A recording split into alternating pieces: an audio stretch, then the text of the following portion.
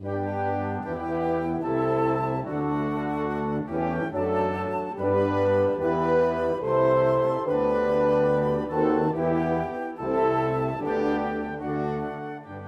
you're still struggling with consent, just imagine instead of initiating sex, you're making them a cup of tea. You say, "Hey, would you like a cup of tea?" And they go, "Oh my God, I would love a cup of tea, thank you." Then you know they want a cup of tea. If you say, "Hey, would you like a cup of tea?" And they're like, I'm not really sure.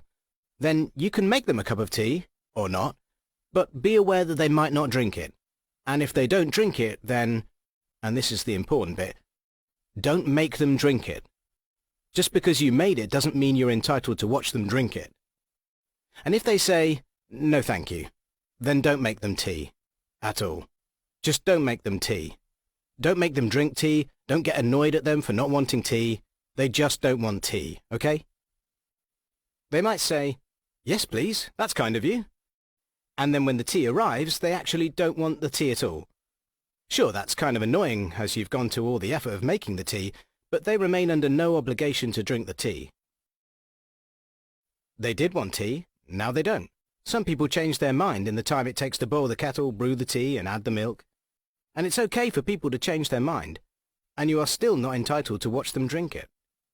And if they are unconscious, don't make them tea. Unconscious people don't want tea, and they can't answer the question, "Do you want tea?"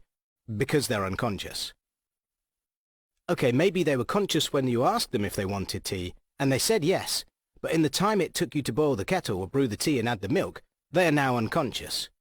You should just put the tea down, make sure the unconscious person is safe, and this is the important part again, don't make them drink the tea. They said yes then, sure, but unconscious people don't want tea. If someone said yes to tea, started drinking it, and then passed out before they'd finished it, don't keep on pouring it down their throat.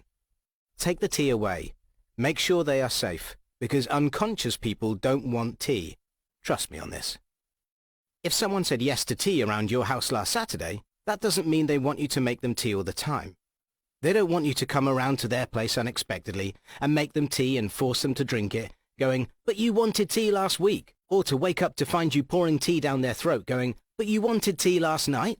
If you can understand how completely ludicrous it is to force people to have tea when they don't want tea, and you are able to understand when people don't want tea, then how hard is it to understand when it comes to sex?